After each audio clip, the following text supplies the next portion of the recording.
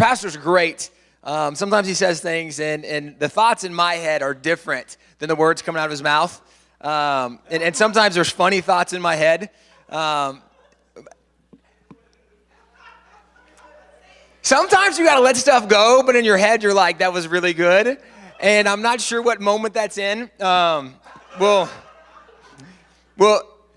pray and move on. But just know sometimes funny things happen. And self-control is not my strength necessarily, but the Lord's helping.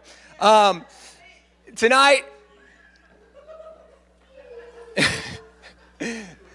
we got to move on. There's too much to talk about. Tonight, I do want to get back and I want to talk about our nation and funny things. When you look at our nation, it is remarkable. We talked this morning, if you were here, or if you were at the prayer breakfast on Saturday. We talked a lot about our nation and really what the founding fathers did in establishing and birthing our nation. They gave us something that made us a very unique nation. With the framework of government that they established, it really made us a different nation than any other nation in the world. And just for example, I've talked a little bit about how we are a unique nation. Let me just show you some of these unique things about us. If you look at the United Nations, this last year at the United Nations, there was 195 member nations. And that number literally changes every single year based on who's gone to war with who, who's conquered who, who's captured who. Last year, there was 192 nations. Year before that, there was 191. This number changes all the time. What's interesting is of the 195 member nations that were there, we were one of the only nations that did not average a revolution every 30 to 40 years. Now, I look at the news and I see what's going on over in Iraq, and you can see what's happening with ISIS, and earlier you had Egypt and you had Syria, and you look at all the civil unrest around the rest of the world, and as Americans, that scares us a little bit. We look and go, I can't imagine, and we can't imagine, but that's because we enjoy stability. For the rest of the world, that's not that unusual. Because for most nations, every 30 to 40 years, they go through revolution. We've had such stability in America, we cannot imagine that. In fact, in our entire existence as a nation, I mentioned we've only had one form of government. Why that's impressive? You start looking at some of the other nations, and you look at how many constitutions they've had. France went through a revolution the same time we went through our revolution. They've had 15 constitutions. We're still in our first. In fact, if you go to Poland, if you are 95 years old in Poland, you lived in 7 different forms of government. We're still in our first. Even if you look at places like South Korea. South Korea is considered one of the top 10 economically free nations, one of the most productive nations as far as economics, free markets concerned. They've had 6 constitutions in the last 60 years. It's unbelievable. We enjoy such stability in America, and it really is unprecedented when you start looking at the rest of the world. I mentioned also this morning that we enjoy a lot of prosperity.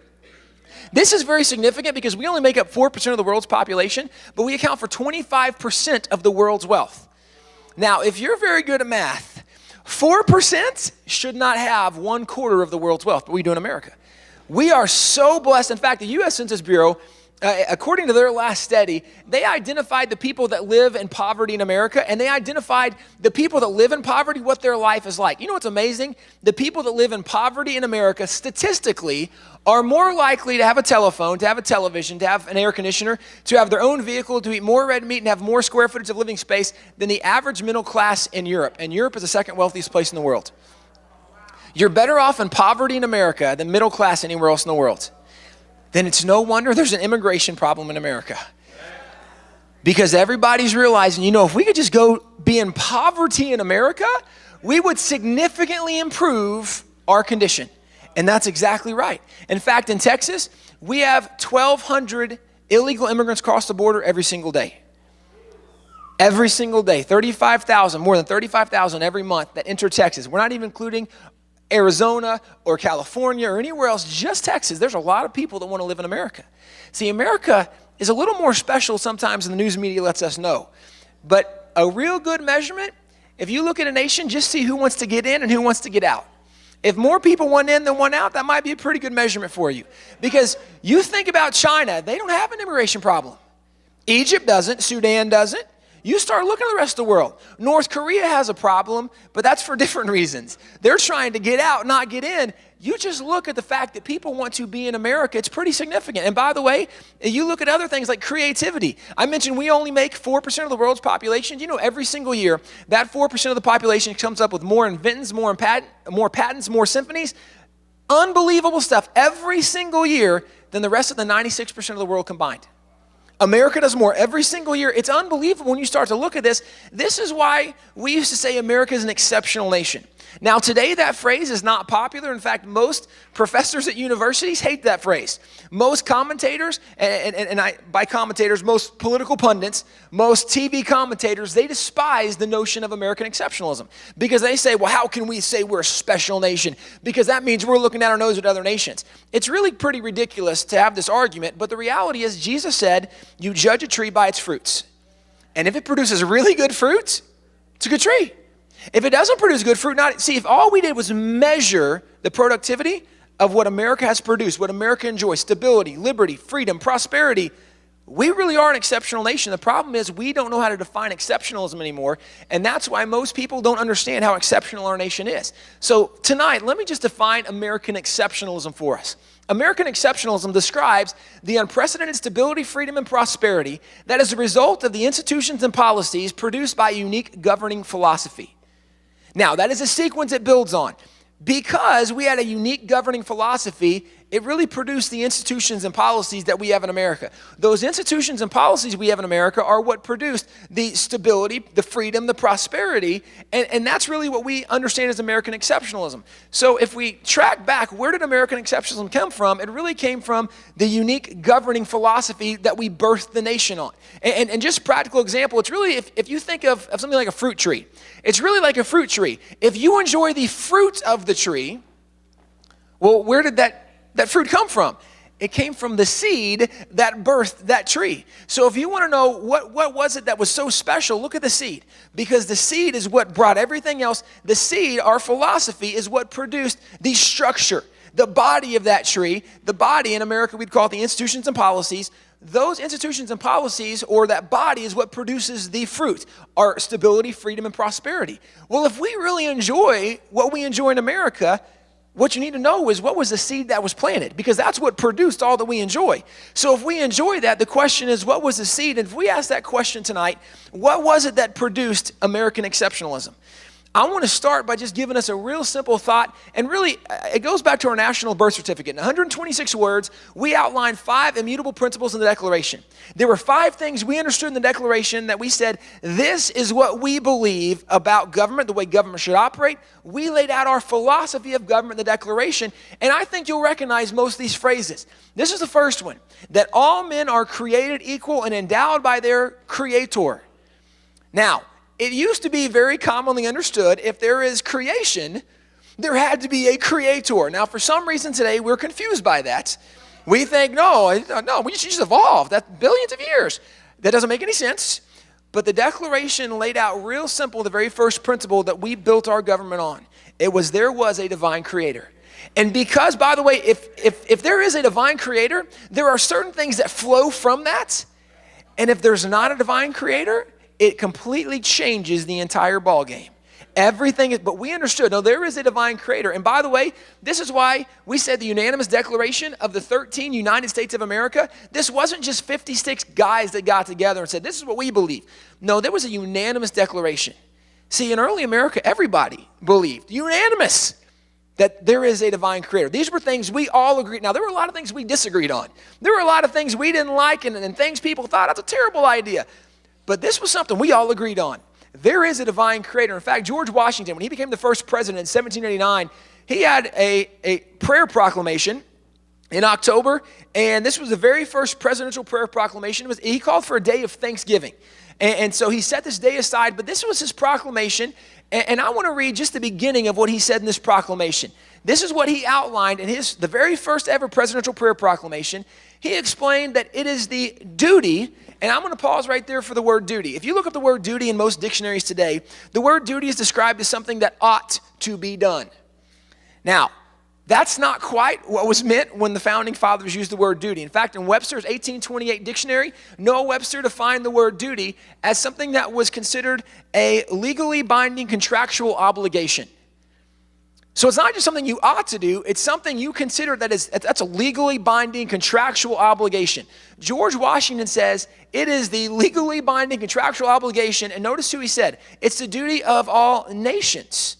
Nations have a duty, And he said there's 4 things nations have a legally binding contractual obligation to do. He said, number 1, to acknowledge the providence of Almighty God. We acknowledge, nations need to go, hey, there is a God. We acknowledge there is a God. Number 2, to obey his will. There is a God and we have to do what he wants. Number 3, to be grateful for his benefits. Remember the Israelites constantly got themselves in trouble? There was only 2 things they ever did wrong. Forgot who God was and what God had done for him.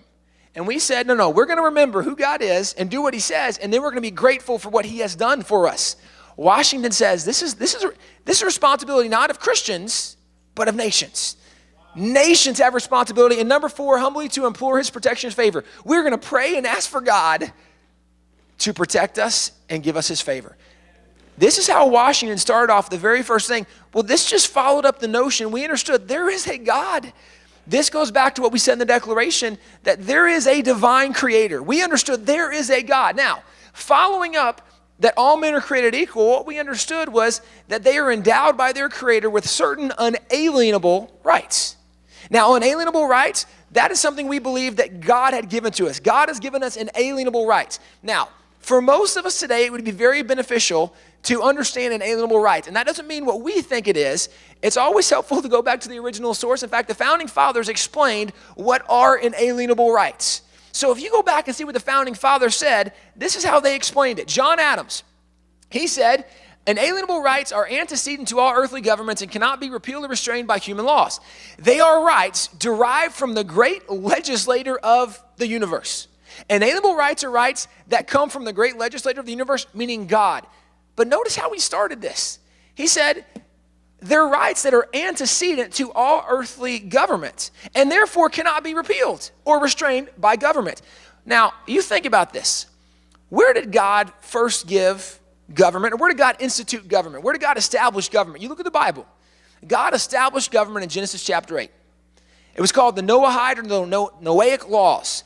When Noah landed on Mount Ararat, God shows up to Noah and God gives Noah the very first civil ordinance where God tells Noah, if man sheds blood, by man his blood shall be shed. That was the very first command that God gave for a civil government to uphold.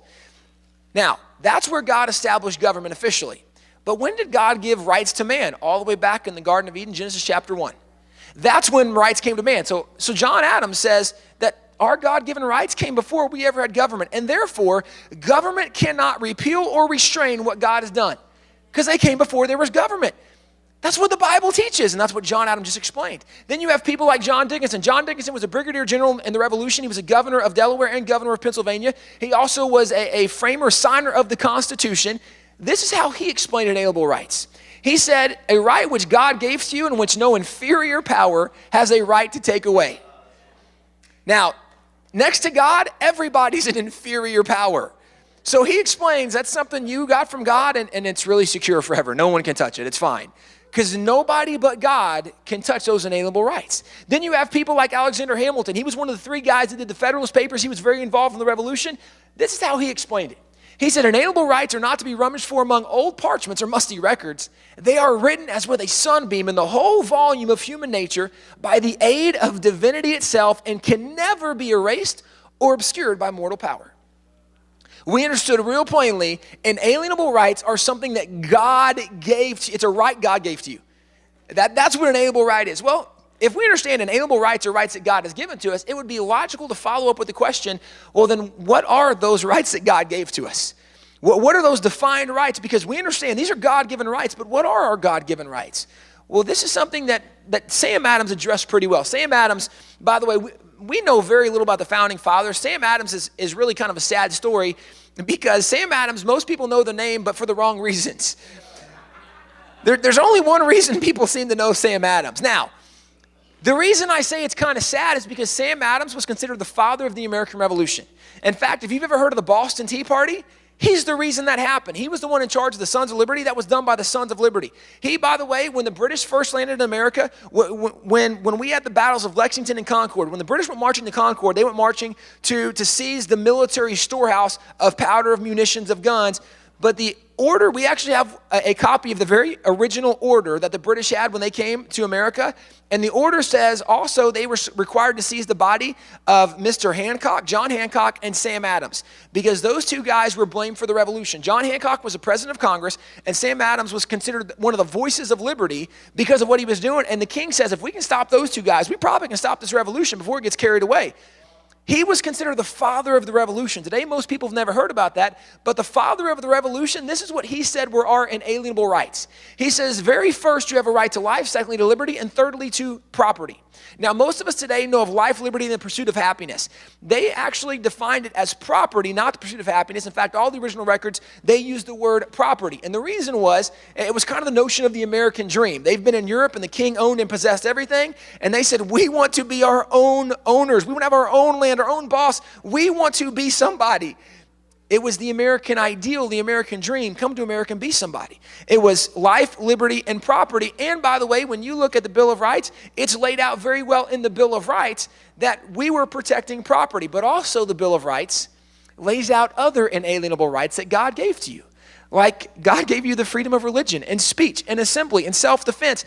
The Bill of Rights lists all the things that God has given that government cannot intrude on, because those are rights that came from God. Well, this is what we understood secondly, is that we have God-given rights that government cannot touch and take away. In fact, we then explained the government's role in this position of our God-given rights. They said that to secure these rights, governments are instituted among men.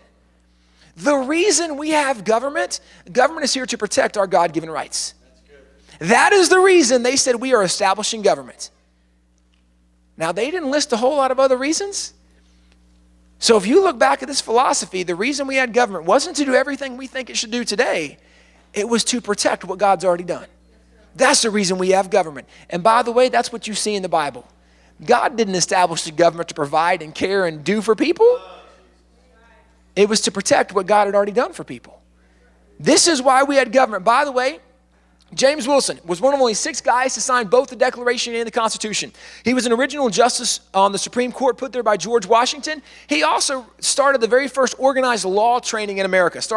He was one of the very first professors ever to teach law at a school, so the very first law students came under him. He wrote some of the very first law books in America. This is what he taught his law students in America. He said, the principal object of government is to acquire a new security for the enjoyment of rights which were previously entitled by the immediate gift of our all-wise and all-beneficent Creator. He told the students, the reason we have government is to protect the rights that God has already given to man. Sam Adams, he explained that government was originally designed for the preservation of the unalienable right. The reason we did government was to protect our God-given right. And this is when he then explained what those were. He said, first, a right to life, secondly, to liberty, and thirdly, to property. This is the reason government was done, was to protect those. Now, what's interesting is what he said. He says the very first thing is a right to life. Now, it's what the Declaration says, that it's a life, liberty, and the pursuit of happiness, but he says the right to life. It's interesting the word he chose, the right to life. Because today, we deal with the right to life. Well, for us, the right to life is the abortion issue. Now, let's just pause and think. How cool would it have been? How many problems could be solved right now today if when they said a right to life, they would have been dealing with the issue or talking about the issue of the unborn? Can you imagine? I mean, Roe versus Wade would be overturned. This would be so cool. You know what's interesting is sometimes we look back and we pretend like where we are is not where other people have been before us. But Solomon said something very interesting in Ecclesiastes. He said there's nothing new under the sun. Wall builders, we've been very blessed. We have over 100,000 original documents that predate 1812. One of the books that we have in our library is this book right here, Observations on Abortion from 1808. I thought abortion was a brand new issue. It wasn't until 1973 when we had the Roe versus Wade, and this is when abortion became legalized in America. No, the reality is, as long as there were girls getting pregnant, there were girls that didn't want to be pregnant. Abortion's not a brand new issue. Technology has certainly changed, but issues don't change because it's human and human nature, and this is something we deal with in every generation. See, when Sam Adams says the very first thing is a right to life, he's literally talking about the right to life. It's interesting, the founding fathers did talk about this in pretty good detail. James Wilson, in his law books, teaching his students in his lectures, this is what he told them about the right to life. He says, with consistency, beautiful and undeviating, human life from its commencement to its close is protected by the common law. Now, the common law, we'll talk more about it in a little bit, but the common law is what we operate under in America. He explained, in the contemplations of law, life begins when the infant is first able to stir in the womb. By the law, that life is protected. Now, let me just break this down a little bit more. He says, if you have a baby and that baby is alive in your belly, the law in America protects that baby. Now, what's interesting, he says when the infant is first able to stir in the womb. Why would he say when the infant is first able to stir? Well, think about what the time period was they were in. When did you know you were pregnant? When that infant started stirring in the womb. Because they didn't have technology to know. You know, our technology shows us a little sooner when you're pregnant. He explained, as soon as you know you're pregnant, that life inside you is protected. In the law in America. It's interesting. The founding fathers did not make this a confusing issue. In fact, you look at people like John Witherspoon. John Witherspoon was the president of Princeton University. He was a signer of the Declaration. He served on the New Jersey legislature. Really incredible guy. But after we did the Declaration, he goes over to Europe, and he actually is doing some foreign relations in Europe, and he was looking at issues in Europe and in France. And he was talking about some of the ways they were handling issues, and this issue of the unborn and of children came up. And John Witherspoon explained this about what made America different than France. Here's what he said. He said, a perfect right in the state of natural liberty is the right to life. Now, here's what he said, because in France, they wanted freedom. In France, during the French Revolution, their motto was liberty, equality, and fraternity. They wanted liberty, they wanted freedom, but he explained, if you want freedom, understand, freedom, you got to protect that life. And this is what he explained. He says, in America, we have denied the power of life and death to parents. Just ponder that. He said, in America, we don't let parents decide if they're going to keep their baby or not. A parent's decision is before they got pregnant. After they're pregnant, you can't touch that baby anymore. Because that baby has an inalienable right to life that came from God. This is what we understood in America. Notice Sam Adams says the very first thing is the right to life. He says that's the very first. Now, why would he say that's the first thing? We could argue without the right to life, none of your other liberties matter because you can't enjoy them if you're dead. So the right to life really should be first. But you know what's interesting? The right to life really does reveal a lot about a person's beliefs, their ideology, and their worldview. Because if you just look at the way a person views a right to life, do you know based on the way someone views a right to life, especially if we talk about politics, do you know I can tell you where a politician stands on almost every other single issue just based on the way they view a right to life? And let me explain. If they do not believe that God is the author, the giver, the sustainer of life, that life comes from God, then they probably also don't think I should be able to publicly acknowledge the God who didn't give me life. But if you believe that God is the author, the giver, that God is the creator, the sovereign of life, then you probably believe I ought to be able to acknowledge the God that gave me life. I ought to be able to pray in public schools or before a high school football game or before a city council meeting. But if you don't believe that God is the author and giver of life, see, I can tell a lot about the way somebody thinks just based on the issue of life. Just based on the issue of life, I can tell you exactly what somebody thinks about my ability, God-given right of self-defense.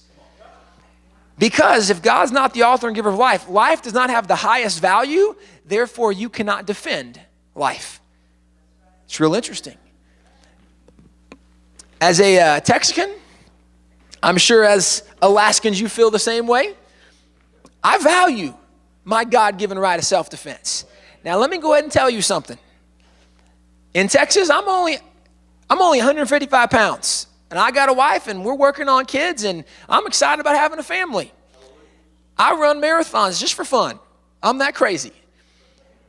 So I'm not worried about bad guys if I'm by myself because I'd like to play chase. Catch me if you can. But that won't work too good if I got my wife. Because I can outrun everybody, including my wife, but that's not going to help her. But I got 17 reasons. You ought to leave me and my wife alone. They're all 115 grain. Here's the bottom line. That's a God-given right of self-defense. Everything you see in nature has a right of self-defense. But if someone does not view life as a gift from God, I already know how they view the issue of self-defense. I know that. But if someone does not view a right to life correctly, I can also tell you what they think about marriage. Because if God is not the author, the giver, the creator of life, then marriage wasn't a covenant that God established between Adam and Eve in the Garden of Eden. It's just a contract, a piece of paper. Anybody who wants to get married can get married. Based on the way someone views a right to life, I can tell you the way they view marriage. Based on the way they view right to life, I can tell you the way they view private property. Because if you don't believe that God is the author, the sovereign of life, you probably also don't believe in the 10 Commandments that says don't steal and don't even covet what somebody else's. And I wish the government knew that a little better. Because the government's always trying to come in and tell me what to do with my stuff and how I can do and where I can do and what I can do. It's mine, leave it alone. You got to be kidding me. Just based on the way someone views the right to life, I can tell you the way they view most other issues. Now, a lot of people today would say, now, Tim, that's fine, but those are mostly social or moral issues. And if you look at our government today, a lot of people are more concerned with economics than they are with the social issues. Now, I understand where you're coming from, because if you look at the condition of our nation, we have a lot of economic problems. We are loading ourselves with perpetual debt. We are not in a good place economically.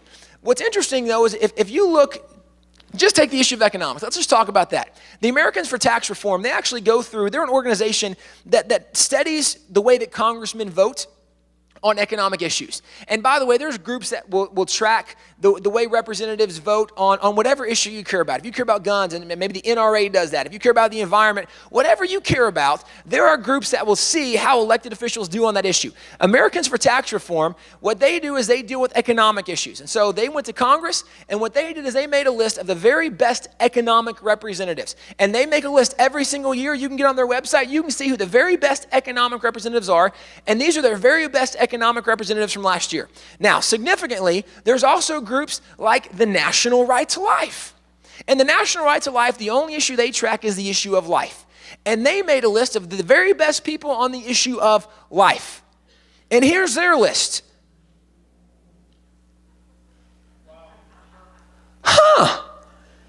Maybe that's just coincidence. Well, if you look, for instance, Americans for Tax Reform do the worst economic representatives. National Right to Life does their worst. This is what blows me away. And as Christians, we can't be so naive not to understand this. If you don't get the first thing right, why would you get anything else right? And let me just give you a real simple principle. When you look at economic positions, the right to life still matters, and here's why. Because if they won't protect your life, they're not going to protect your money. It's not that complicated. See, this is why Sam Adams says the very first right is the right to life. It doesn't matter what your issues are that you're concerned with. The right to life will reveal to you where they stand and help you know if they're going to do good on economic issues or social issues. The right to life really is the first thing, and this is where we explain in the right to life, this is one of the things we said government's job is to protect our God-given rights. The very first one's the right to life. Well, the fourth thing we see in the Declaration is to assume among the powers of the earth the separate and equal station to which the laws of nature and nature's God entitles them. The laws of nature and nature's God were something we used to describe that God had a standard, a fixed moral standard. And this is really what they're describing. There is a fixed moral standard. And the laws of nature and nature's God, by the way, is a very specific phrase. That phrase came from the law books of William Blackstone. William Blackstone, a very famous writer with issues of law. In fact, John Adams said that American lawyers studied Blackstone like Muslims study the Quran. So this was something American lawyers really knew that. In early America, everybody knew what that phrase was and where it came from. Everybody knew that came from Blackstone. Well, Blackstone, when he wrote about the laws of nature and nature's God, what he explained is that everything we need to know about life can be seen in the laws of nature or the laws of nature's God. And here's what he explained. He said, if you just look at the laws of nature, if you just look at creation, there's an awful lot of things you can learn that are right and wrong just by looking at creation.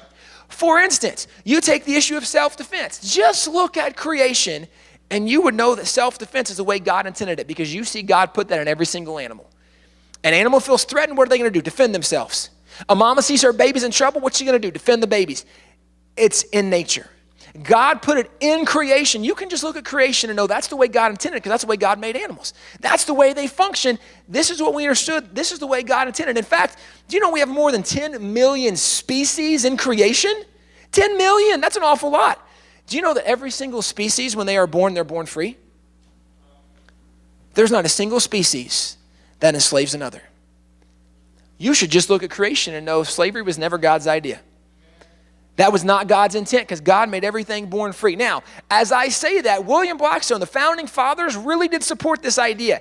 And as I say that, a lot of people that I speak to have a problem with me saying that because they go, wait a second. The founding fathers, they were all racists and bigots and slaveholders, and this is what we hear a lot about the founding fathers. So let's just stop and talk about this for a second.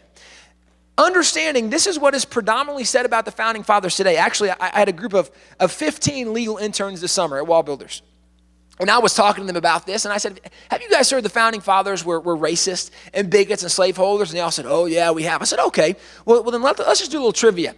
These are the 56 guys that signed the Declaration. Can you identify for me the people that had slaves? And they said, well, Thomas Jefferson had slaves. And I said, he sure did. Can you name anybody else?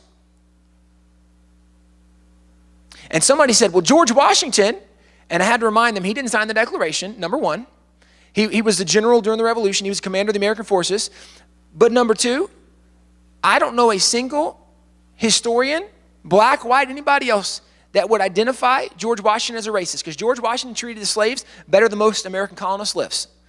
So Washington, and by the way, I will also point out there were about 4 or 5 names that we could come up with, only one that signed the Declaration. There's about 250 guys that could be identified as founding fathers, and most people can't name more than 4 or 5. You have George Washington, Thomas Jefferson, George Mason, Alexander Hamilton, and it's usually those 4 names that people can come up with.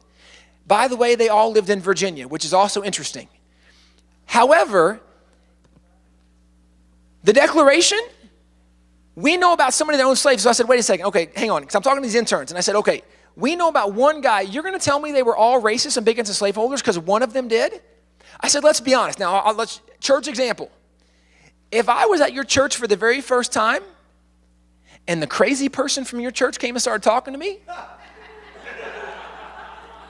every one of you would be like, oh, no, help, get him away.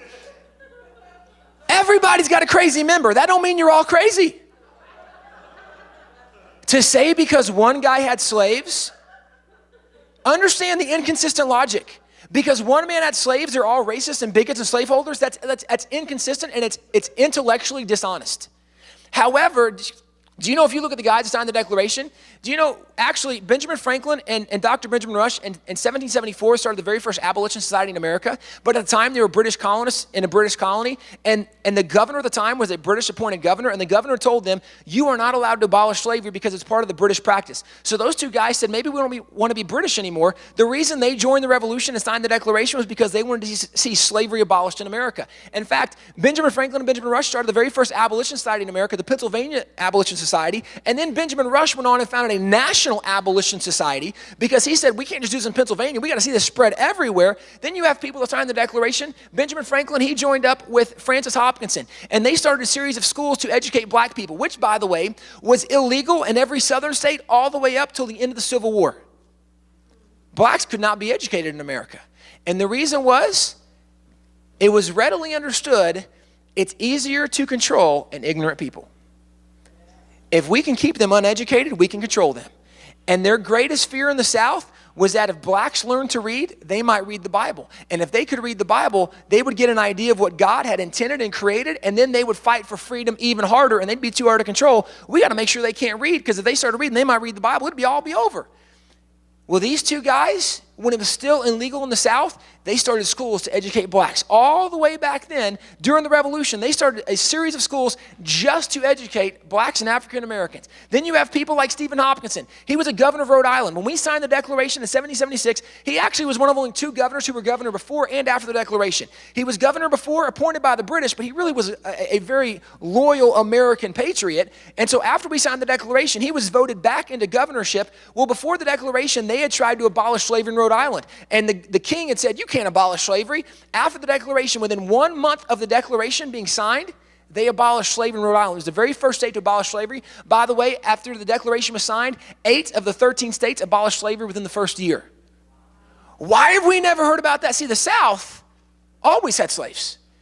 The North said, we're done with this. In fact, Jefferson, when he wrote the Declaration, he actually put a provision that the king will not allow us to end slavery, and we want to, the 27 grievances, and 3 southern states, North Carolina, South Carolina, and Georgia, all 3 said, no, we like slaves. We don't want that in the Declaration. So he removed it. It wasn't in the final 27 grievances, but it originally was there except for 3 states that had a problem with it. You can also look at people like John Witherspoon. When he was president of Princeton University, there was never a time that he didn't educate blacks and whites together. Even when it was illegal to do it, he brought them to college and he taught them and trained them. You have people, William Ellery, he joined up with Rufus King. They're the ones, when we were doing the Bill of Rights, that's when we also did the Northwest Ordinance. He joined up with with Rufus King, and they did the Northwest Ordinance. They're the 2 guys that put it together. The Northwest Ordinance said if any new state wanted to join, they could not have slavery and join the Union. You could not be a slave state and join in America because we're not doing slavery anymore. That was a signer of the Declaration that did that. You also have people like James Wilson. James Wilson, he actually was one of the guys during the Constitutional Convention. He argued to abolish slavery, and he said, let's give the southern states, because the southern states said, wait a second, we got to have slavery because our farms are too big. We can't function without slaves. He says, okay, then here's what let's do. Let's give a 20-year provision for you to wean yourself off slavery, and so you have 20 years to finally get rid of all your slaves. That way, you can learn to function and work without having to use slaves for your productivity. This was a guy who signed the Declaration fighting to abolish slavery in the South. Why have we never heard of any of these guys or their stories? See, the problem is when we look at the Founding Fathers, we're frequently hear about the few guys that owned slaves, but not the many that didn't. And the idea is that we're taught the exception and not the rule. There were more guys that signed the Declaration that started abolition societies than there were guys that signed the Declaration that owned slaves. But do you know every kid that goes to college hears their professor tell them, oh, the Founding Fathers were racists and bigots and slaveholders. Additionally, they're told that the Founding Fathers were atheists, agnostics, and deists. The problem is the professors can't prove any of it, but kids don't know any better, so they just believe what they've been told. If you start looking, it's amazing. In fact, Paul Revere, when he made his famous midnight ride, you know he wasn't the only guy that rode that night? There actually were several guys that rode that night. In fact, over the next week or two, there were several dozen guys that rode. One of the guys that rode to warn the Americans the British were coming is this guy right here. His name is Wentworth Cheswell. Wentworth Cheswell was the first black American elected to office in America. He served in public office for nearly 50 years in a variety of positions. Now, one of the arguments people today say, specifically professors, they like to say that blacks were never allowed to vote, they were never allowed to hold office, etc. in America. Well, then how do you explain Wentworth Cheswell? You can't. The problem is most people don't know history, so we believe something is not true. Jesus said you will know the truth, and the truth will make you free. You cannot be set free from the truth you don't know. You got to know the truth. And frankly, we don't know very much about history. Or, by the way, you look at Lexington Green. When the shot around the world happened, at the end of that shot, there were 18 men lying dead and wounded on the ground. Among those 70 to 80 some odd men that were there, you had people like John Robbins and Prince Esterbrook, a black and white man who were there fighting together. By the way, the reason they were there together is because they were from the church of Reverend Jonas Clark. The Reverend Jonas Clark, it was his men from his church when the British came marching in. They rang his church bell. All the men from his church assembled with their guns, and they went and opposed 700 British. And when they opposed the British, he told his men that you cannot fire until fired upon. You have to let the British have the first shot. And he explained why. He said, God will not bless an offensive war, but God has given you the right of self-defense. So if they shoot at you, you can shoot back at them. Black and white patriots fighting together. Why have we never heard about these guys? In fact, you have black heroes. The Battle of Bunker Hill is a great example. Over on the right, his name is Peter Salem. He's standing behind this white guy, Thomas Grosvenor. Peter Salem was the hero of the Battle of Bunker Hill. He received over a dozen commendations for his bravery on the battlefield, and today we've never heard his name before. He was the hero of the battle. Most people have heard of the Battle of Bunker Hill, have no idea that we had a hero, much less that he was a black patriot. Never heard of this guy. Do you know, in fact, in the front of Washington's boat, we've seen this picture many times. Do you know this picture actually was painted by a German who was trying to teach history of America to people in Germany, and he was depicting what America was like? Do you know what he put in the front of this ship? He put 2 black heroes, Prince Whipple and Oliver Cromwell. He depicted that Americans of all races and all colors were working together to fight for liberty. This was a German explaining to Germany, this is the way they do it in America, and it's so different than what we do in Germany. We understood around the world the way Americans did it, only we don't understand it even in America today. In fact, Marquis de Lafayette was a French major general in the Revolution. He actually, this is him pictured with James Armistead. James Armistead was a friend of Lafayette during the Revolution. And Lafayette, as a major general, he was very involved in strategy. As he got here from France, he looked at the American situation and realized that Americans were going to have to change the way they do things if they're going to be successful. So he started talking to Armistead and was explaining all the problems that the Americans were going to face. He says, James, if we don't do some things differently, we're not going to win this. And he explained to James, one of the things that we're going to have as Americans is we're going to have some better intelligence, because the British, they outnumber us, they outgun us, they have more supplies. The only chance we have is if we have better intel and information. That way we can respond better and have a chance to defeat them. So James comes up with this idea. I'm going to pretend to be an escaped slave, go into the British camp and try to gather intelligence, and I'll come back and tell you what I can find out. So James leaves, and he goes into the British camp pretending to be an escaped slave. So he goes in this camp yelling, guys, please, please. He's running, huffing and puffing. I just escaped from the Americans. I mean, they were so mean, and they beat me, and they abused me. Would you British, please, can I stay with you guys? And the British said, well, yeah, come stay with us. And they thought, we just added another one to our group. So they let James come in. Well, James, strategically, he starts serving in the camp. And the British officers saw him serving and said, you know, we'd like a guy like that to come serve us. He starts serving in the officer's tent. He becomes the personal assistant of Benedict Arnold, the famous American trader. He is with Benedict Arnold the whole time. He's hearing all the military plans. Benedict Arnold is working with Lord Cornwallis. He's getting all the military plans, going back and telling Lafayette everything that's happening. By the way, the Battle of Yorktown, where we defeated Lord Cornwallis, bottled him up, the reason we did that is because of James Armistead. George Washington gave credit to James Armistead for that victory.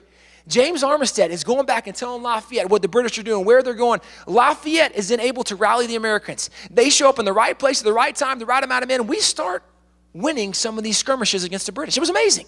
We start winning some of these things, and the British start looking at these Americans and go, we thought they were just farmers and pitchforks. And they're a little better than we thought. So the British start talking. They go, okay, we're gonna have to do something a little more serious. If we're going to defeat the Americans, we're going to have to get a little more serious about this. And as they start talking, they propose an idea. You know, maybe we should send someone to the American camp to spy on the Americans. Maybe we should find someone that we could send, and he could infiltrate in the American camp. And they start talking, and they look around the tent, and they saw James. And they said, James, we have a question. And James says, oh, guys, not me. I mean, I just escaped. Don't make me go back. And they said, James, we consider it a personal favor. You'd be in high esteem. We'll take care of you. We will treat you right if you would do this for us. And James says, well, okay, for you guys, I'll do it. He pretends to be a spy for the British. The whole time he's a spy for the Americans. He's the first double spy in American history. The problem is, no one has heard of this black hero today. Nobody knows about James Armistead. But by the way, he was in almost every history book in the 1800s. It wasn't until the 1900s that we started changing things. And by the way, I don't know if you've heard of a President Woodrow Wilson.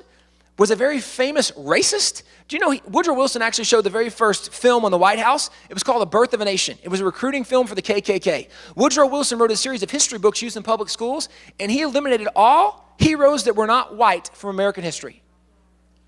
And that set the new standard for public schools. Today, we know about none of these heroes, but in 1800s, we knew about all of them. By the way, it wasn't just black heroes we had Spanish heroes. Bernardo de Galvez, he was the governor of Cuba. He came up from Cuba, led a group of men to fight the British. Then you had people, Martin de Mayorga, he was the governor of Guatemala. He sent a delegation up to join with Bernardo, and their troops went together to oppose the British. You also had people, Francisco Saavedra, who was a Spanish government official at the time, who made sure that those Spanish fighting the British had funds, had supplies. He sent more men to help them. We had Spanish fighting with us in the Revolution. Most people have never heard that before. And by the way, it wasn't just the men. You also had women. Sybil Ludington was considered the female Paul Revere. She used to be in every single history book for her famous midnight ride. She made a ride that actually was able to rally Americans. They came and stopped the British, kept the British from coming and conquering a town, which ultimately would have led to them conquering the state.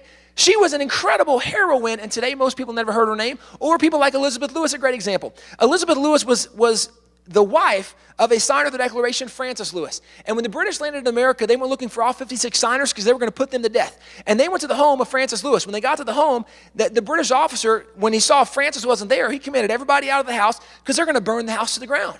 Well, Elizabeth Lewis came to the doorframe of her house, and she plants herself in the doorframe of the house. She says, I'm not leaving. The officer said, lady, get out of the house. We're burning it down. She says, I'm not leaving. Still planted in the door frame. The officer says, lady, if you don't leave, I'm going to command my troops to open fire on the house right now. She says, I don't care. I'm not leaving. The officer told his troops to fire. One of the men fired a cannon. The cannonball went between her legs, blew out boards on the boardwalk where she was standing. One of the servants came over, got her, said, man, we got to go. We got to go. She says, no, I'm fine. There's no way they can hit the same spot twice. I'm staying here. Because of her defiance, the British officer got her, threw her into prison. She actually was a prisoner of war, was so abused and mistreated. Washington finally found out about it, worked out a prisoner of war exchange to get her released. She died very shortly after her release because in prison they were so angry at her, frustrated with her, they neglected to give her bread and water many meals a day. Other prisoners were trying to sneak her bread and water just to keep her alive. The British ultimately destroyed her health, which caused her death.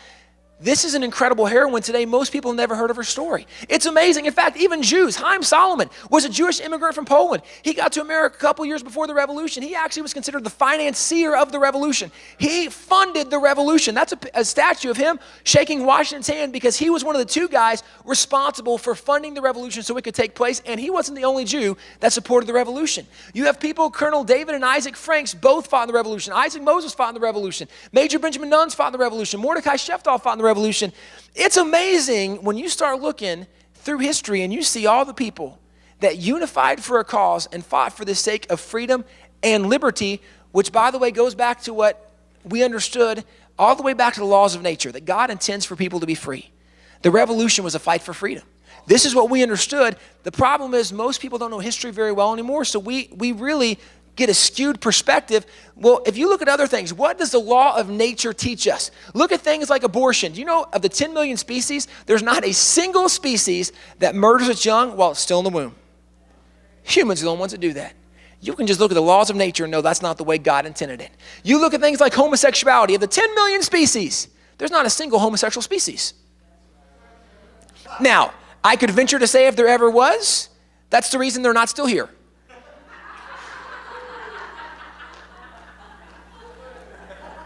I grew up on a farm in Texas.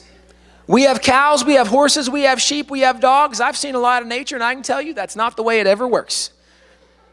It's not the way God intended it. So you can just look at the laws of nature and understand that pretty simple. Look at the idea of property. Why is it that animals become territorial? Because God put something in them. They protect their property. They protect their home. They will defend their home. They will guard their home. See, you just look at the laws of nature, but here's the problem. There are some things you look at the laws of nature and are not as clear of a picture. For instance, the idea of theft. Does theft happen in nature? Yes. Is theft God's idea? No. Or look at something like incest. Incest, happens in nature. Not God's idea. Or murder happens in nature. Not God's idea. And this is why Blackstone said, we don't just look at the laws of nature, we also look at the laws of nature's God. Because what we don't understand clearly through creation, you can understand clearly through the laws of nature's God, because the Bible is real clear about the way all that works. Don't steal, don't murder, don't commit adultery. The Bible is real clear about all that. And this is why Blackstone said you have the laws of nature and the laws of nature God. And Blackstone, by the way, is the one that clarified those two things are what make up the common law. The common law is what the Constitution says that we abide under in America today. That means the laws of nature and nature's God. That is what we operate under. This is where we go back to understand God has a standard. There is a fixed moral standard that God has an expectation. This is the way things work. Well, here's the last thing.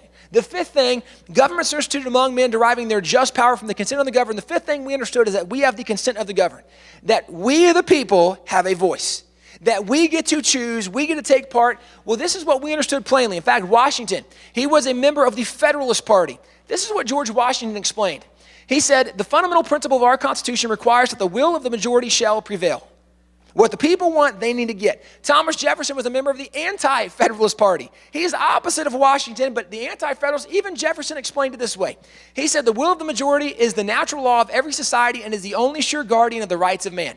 Both of these guys explained, we believe in the will of the majority. Now, that's something that's very clearly outlined in the Constitution, or excuse me, in the Declaration, but let me set this up for you. Notice there is a sequence and there's significance to this. In the Declaration, we said there is a God, that God has given rights to man, that government's job is to protect those rights, that there is a fixed moral law, and you can have the consent of the governed as long as it does not contradict the first four. The consent of the governed cannot contradict God's moral law, cannot contradict God's inalienable rights. If God has established something, if 51% of the people decide that murder is okay, murder will not be okay. Because it goes against the moral law. It goes against what God has given the right to man, that government is there to protect. See, the consent of the governed is great as long as it doesn't contradict those first four principles. And this is what we understood. See, government is there to protect what God has given. And we the people, we get to have choices as long as it doesn't violate those things. But notice how much hinges on the belief that there is a God who's given rights, that God has a standard. This is why there's a very simple truth that a secular government will not and cannot be a limited government. Because if there is not a God, government must take that place. Either God gives us rights or government does. And when we look at an intrusive government today, do you know the reason government's intrusive? Because they think they give rights. They don't understand, no, our rights have come from God. See, you start thinking, what rights has God given? What did God establish? Well, you think about something like traditional marriage. Did God establish that? Yes. Then government's job is to protect what God established. But we have a government trying to redefine what God established. You are not God. Your job is to protect what God has already established. This is what we understood in the Declaration. You take something like the right to life. God gave the right to life. So government, your job is to protect it, not to redefine it. Your job is to protect the rights that God has given us. The rights of conscience. Your job is to protect what God has given us. And now we have people going, well, I don't think the rights of conscience. We dealt with this with the Hobby Lobby case. We dealt with this with military chaplains. This is a big deal because government thinks they should be able to tell people to do whatever it is they want them to do because they don't think there's a God-given right of conscience. Why? Because they think government is the God. Government gets to decide what you can and can't do. There's a problem there. Government, your job is to protect what God's already established. Take the idea of religious expressions. God very clearly has given us the freedom to worship. Government, your job is to protect it. But right now, we have a government saying, well, you can worship here, but not here. You can say this, but not this. No. Your job is not to define God's rights. Your job is to protect God's rights. That is the job of government. Even something like the right of self-defense or self-protection. I don't need you to come in and regulate that. Your job is to protect that because that is a God-given right. It's amazing you start looking at this, and this is where you quickly understand if you have a government that does not believe there is a God, then they believe they control every one of your inalienable rights. And when we signed the Declaration, we wrote the Declaration, it hinges on the fact that there is a God and our rights come from God, and government's job is to protect the rights that God has given us. If we don't have that understanding, then I can tell you exactly what government's going to look like, and it's what we're seeing today. In fact, John Adams, after we wrote the Constitution, John Adams was asked, is the Constitution going to last? Here's how John Adams answered that question. He said, our Constitution was made only for a moral and religious people. It is wholly inadequate to the government of any other. Is it going to last? Well, it depends on the people, because it was made only for a moral and religious people, because it's all about giving freedom to man. But freedom doesn't work with immoral people.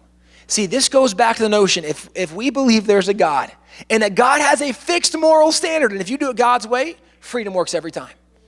But there's got to be a God. See, we understood it's got to be a God consciousness, a God notion for it to work. Even George Washington, he explained in his farewell address, of all the habits and dispositions which lead to political prosperity, religion and morality are indispensable supports. And let me just address something. There's a growing libertarian movement that says we believe in freedom and we don't need religion. George Washington actually addressed that in his farewell address. Here's what he said. He said, let us with caution indulge the supposition that morality can be maintained without religion. Libertarians want us to be good people without religion. Washington said, let's just slow down before you make that argument. Here's what Washington explained. Reason and experience both forbid us to expect that national morality can prevail in exclusion of religious principle. Reason is what we would know as logic or common sense. Experience is our past, it's history. Common sense and history should both reveal to you that you will never have a good people if they're not a religious people. Morality does not work if there's not religion as the basis of that morality.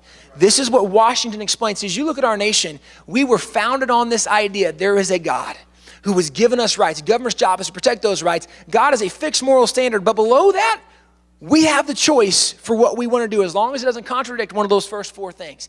And this is why you look at our nation. Why is our nation in trouble today? We have forgotten the philosophy. See, the fruit that we are eating today doesn't taste very good. It's because we've planted different seeds. If we want to get back to the fruit that we enjoy, we got to start planting a different seed, and that seed goes back to what we saw in the Declaration. That was our philosophy of government. This philosophy is what produced American exceptionalism. It's back to the Declaration, those 126 words, 5 immutable principles. And by the way, the Declaration is the foundation that the Constitution was built on. The Constitution was built on those ideas. What we did in the Constitution was as a response to the Declaration. Those two documents work hand in hand. As I close, I want to close with a thought. President Calvin Coolidge, he said, the more I study the Constitution, the more I realize that no other document devised by the hand of man has brought so much progress and happiness to humanity. To live under the American Constitution is the greatest political privilege that was ever accorded to the human race. He said, I can't imagine people being more blessed to live anywhere than America, because the system of government we have is the best in the world. Let me close by just addressing this. There's no other place you'd rather be. God has blessed you to live where you live. We have one of the greatest, most successful documents and governments in the history of the world. But it was built on the principles of Christianity. And as our nation removes itself from those principles, our government is ceasing to work. The problem isn't that we need a new government, it's we need to change the hearts of man. And this is where, as Christians, we got to be challenged. I'm going to close with this statement from President Garfield. President Garfield, he was addressing this notion of elected officials. And here's what he explained. Now more than ever before, the people are responsible for the character of their Congress. If that body be ignorant, reckless, and corrupt, it is because the people tolerate ignorance, recklessness, and corruption. If we got a problem in government, it's because we allow there to be a problem in government. If you don't like it, get involved and be part of the solution. Get involved and make a change. See, too often as Christians, we like to complain, we don't like to get involved. You can't complain. You got to be part of the solution to overcome this problem. He went on. He said, if it be intelligent, brave, and pure, it is because the people demand these high qualities to represent them in the national legislature. He closed by saying, if the next centennial does not find us a great nation, it will be because those who represent the enterprise, the culture, and the morality of the nation do not aid in controlling the political forces. If we cease to be great, it's because Christians have been disengaged from the process. You got an election coming up. And here's what I can tell you. Statistically, only 25% of Christians vote in any given election. Statistically, we only have about 25% of good elected officials. It's a direct correlation. If we want to see this thing turned around, the people that aid in controlling the morality, the structure, we have to get involved. We have to be the solution. As Christians, understand the philosophy, understand what makes us great, but then we got to get off our tail and do something. We have got to get involved in the process. If you want more information, go to wallbuilders.com. We actually have voters guides on our Wall Builders website where you can find out where these candidates stand, do research, know who they are, know what they stand for, what they believe. Make sure life is the number one priority, because that's going to reveal everything else you need to know about them. Life is the most important. And by the way, if someone is 50% life and someone is 80% pro-death, 50% is better than 20%. You got to be strategic. Who will support life the most? And that's who I support. As Christians, we got to be strategic. If you want more resources, we've got all kinds of stuff on our website. We've got catalogs. I know we've already sold a lot of stuff, but we want to help educate you so you can know the truth, so you can start standing up for what's right. It's time for Christians to get back involved in the process so we can see these principles restored once again. Thank you guys so much. Come on, somebody say, wow. Now we're going to give you the opportunity. Yeah, stand up on your feet and give God the praise. Awesome, awesome, awesome. Thank you so much.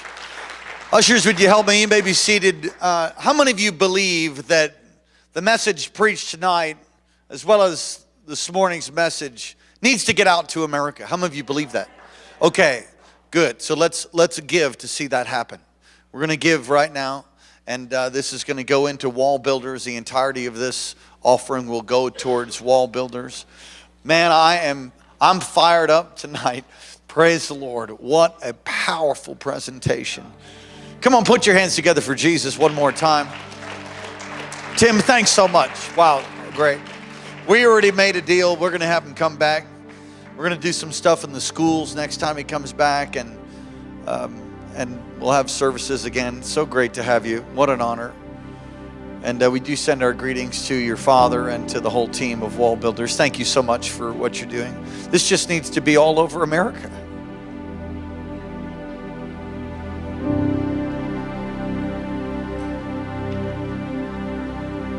Again, if you're making out a check, make it out to KC. If you want to use debit card, you can certainly do that also.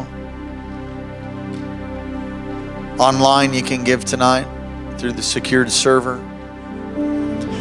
All the messages from this morning's message and tonight will be up and available on our website by about midweek, Wednesday, Thursday. Amen. By Thursday, it'll be up. Thursday morning then. Yeah, Thursday afternoon, it'll be up. And it takes us a little bit to process some of those things. But kcalaska.com, and the video will be available on YouTube. Thank you so much. God bless America. I said, God bless America. Amen. Ushers, would you come?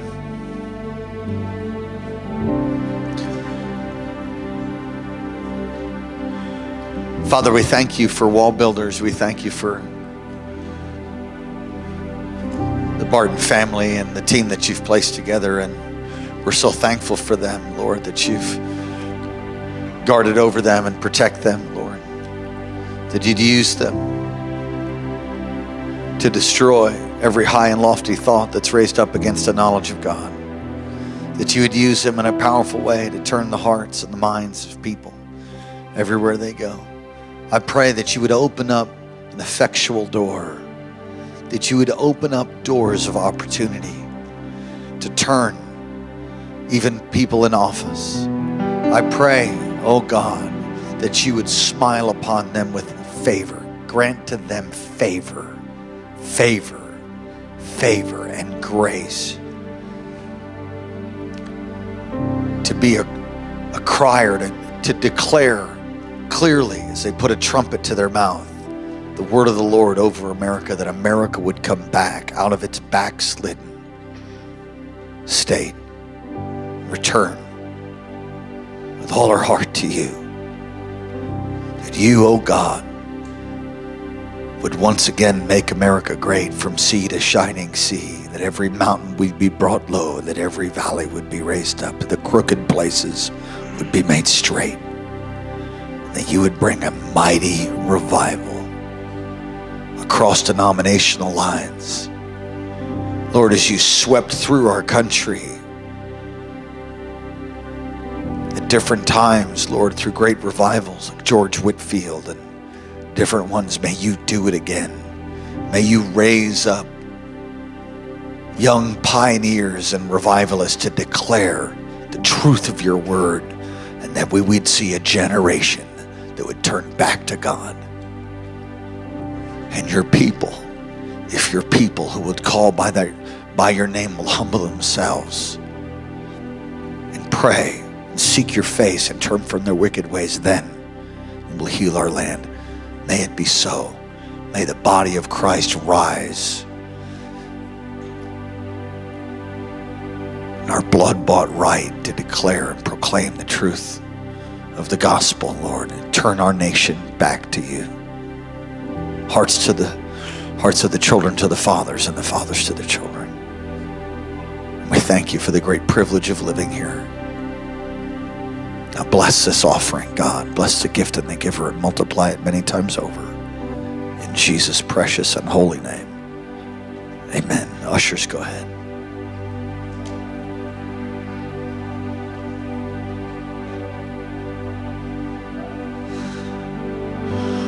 I think it'd only be right that we pray for our country, and if you'd stand up upon your feet,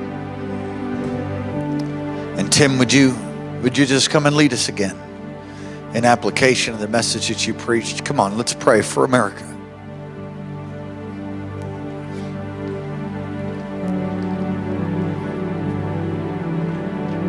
God, we ask that you would help our nation to once again recognize who God is.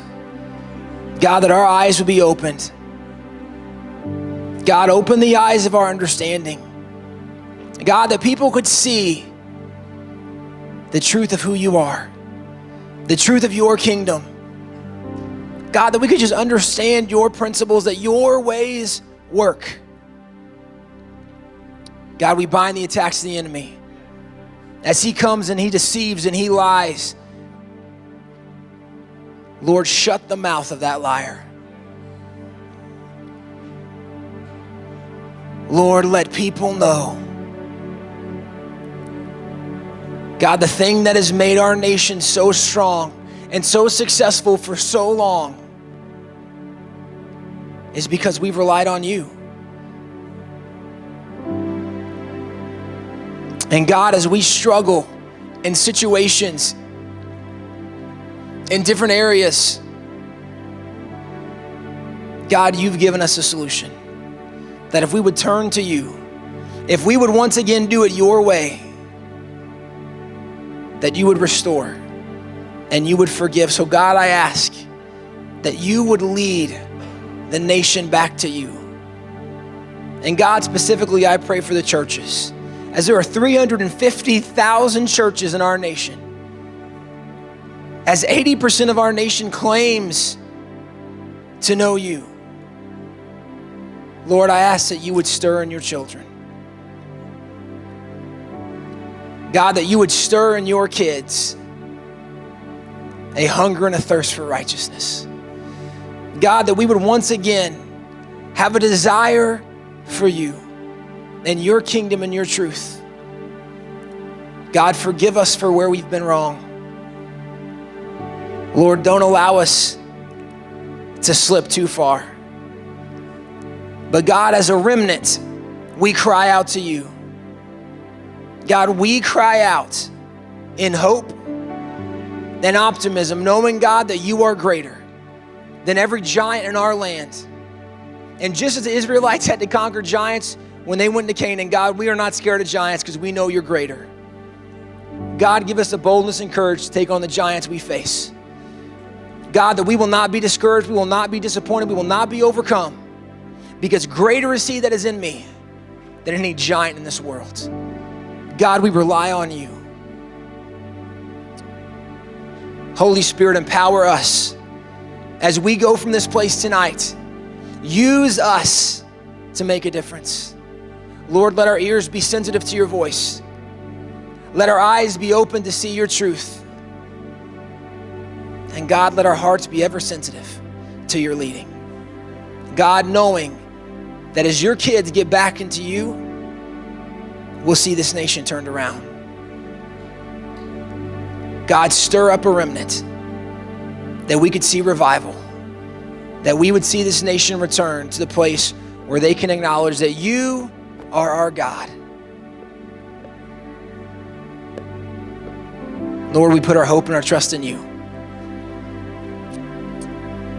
And we thank you for the strength that now we can go make a difference.